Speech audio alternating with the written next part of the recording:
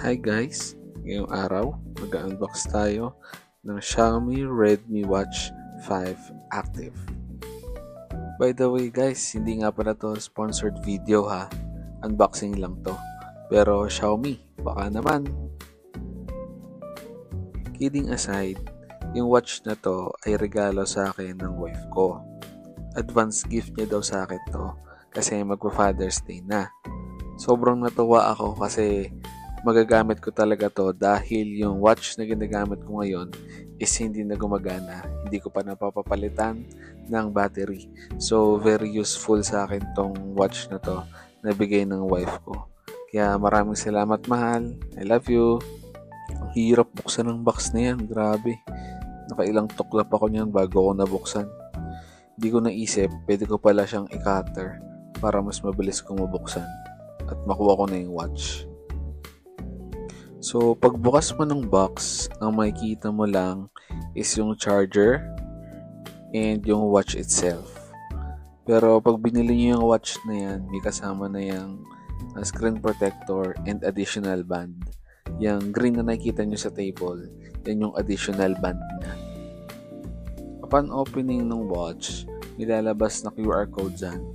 I-scan mo yon para ma-download mo yung app na gagamitin mo para ma-connect mo yung phone mo dun sa watch. Yung app nga pala na i-download nyo is yung MI Fitness Xiaomi Watch Lite.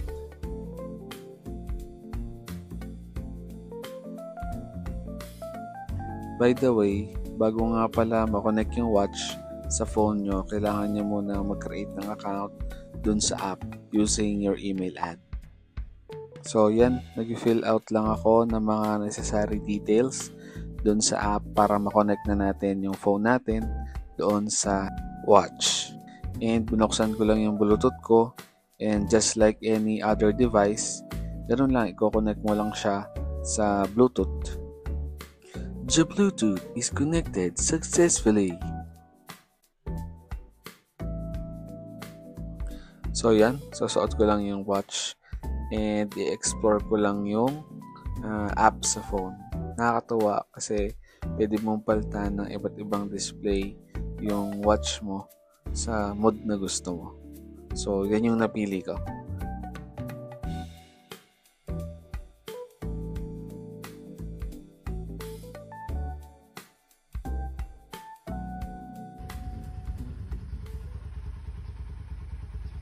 Di yan yung bago nating accessories. Kasi si Maya yan eh. Yan yung motor natin. Yung nakakabit doon sa upuan, yun yung bago nating accessories. So meron tayong elbow and bagong canister pipe para sa motor natin. Yung reason kung bakit ako magpapalit ng bagong tambucho is hindi para mag-ingay. Magpapalit tayo ng tambucho dahil yung tambucho ni Maya ay sobrang kinakalawang na. Isa pang reason is para gumaan naman ng konti yung motor natin dahil sobrang bigat ng stock pipe ng motor natin.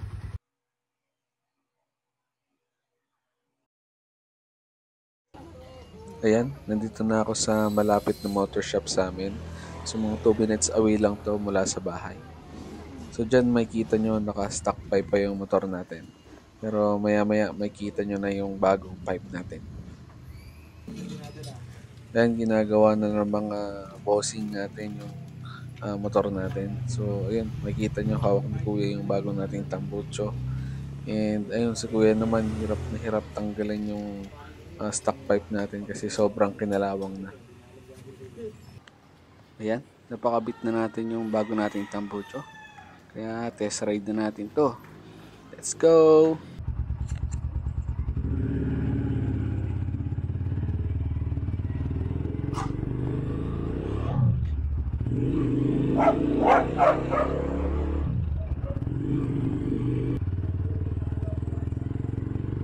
Hi guys! Ayan, iti-test ride na natin si Maya. Napakabit na natin yung bago nating tambucho. And yung shifter natin na papalitan na natin. Yung shifter nito ngayon ay 1 up, 5 down na. Hindi siya kagaya nung stock niya na 1 down, 5 up. So bakit natin pinapalitan? Medyo matigas kasi yung stock shifter nito. And ngayon, mararamdaman mo na lumambot talaga yung shifter niya. Yan, ramdam ko. Medyo nakakapanibago lang kasi nag-iba yung orientation ng shifting. Pero okay lang, masasanay din tayo dyan.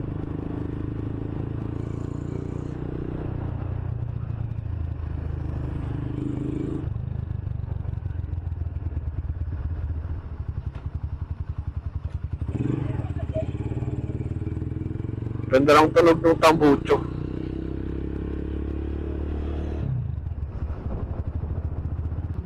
Di ko alam kung pwede ito, yung gantong tunog ng tambucho. Pero tahimik naman siya. Di naman siya yung nakakabulahaw compare sa dati nakakabit dito sa motor. Dati kasi naka-SC Project ako, yung shorty na SC Project.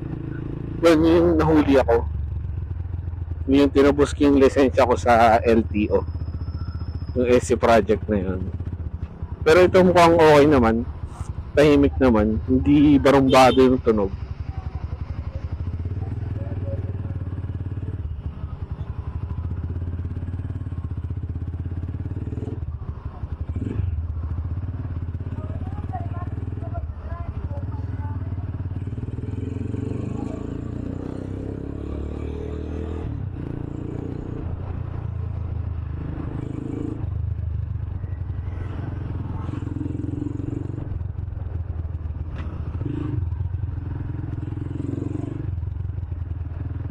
Ikot lang tayo dito sa subdivision para lang ma-testing ko yung tunog. Di ko pa kasi na-testing yung tunog talaga nito.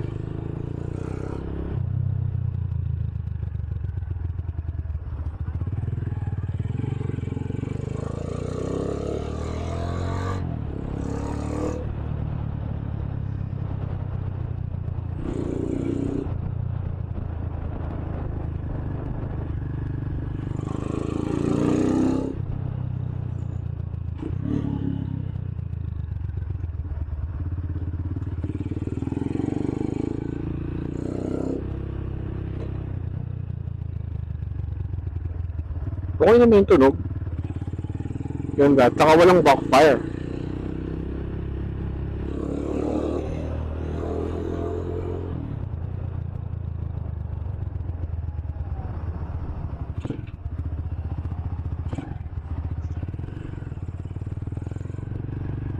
Maganda yung tunog. Gusto ko yung tunog niya kaysa dun sa SC Project na nakakabit dati dito. Ito parang mas buo yung tunog niya.